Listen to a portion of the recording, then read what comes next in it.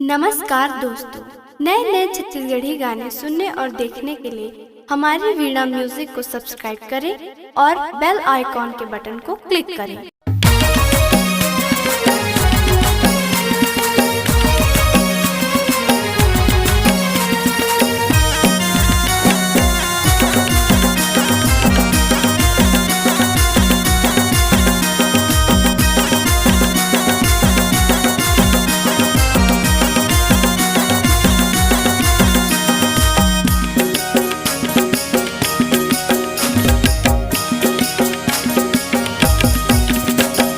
धका धका धका धका चलै रेलगाड़ी धका धका धका धका चलै ना धका धका धका धका चलै रेलगाड़ी धका धका धका धका चलै ना।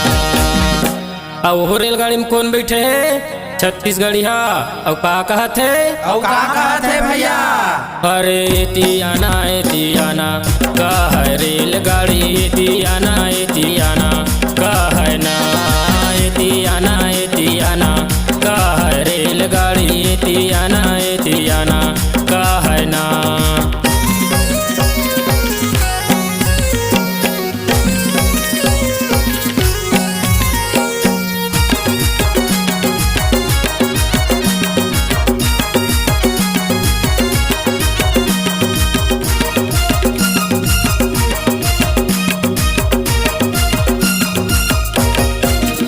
और रेलगाड़ी में कौन बैठे है? पंजाबी। और का कहते? भैया?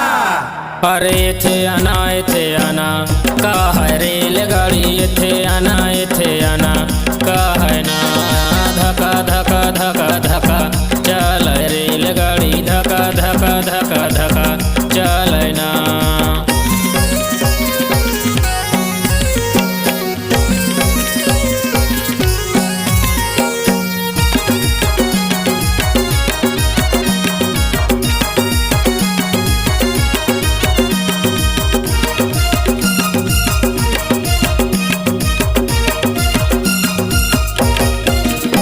और रेलगाड़ी में कौन बैठे है? सहरिया।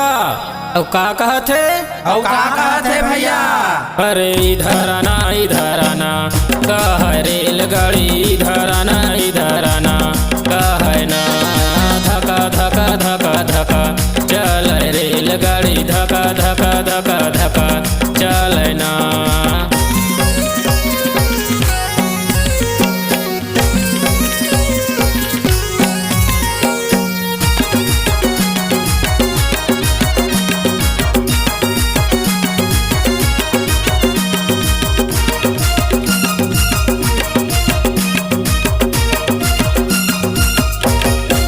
और रेलगाड़ी में कौन बैठे है? सरदार। और का कहते? भैया? धका पीला का है रेलगाड़ी धका पीला का है ना धका पीला धका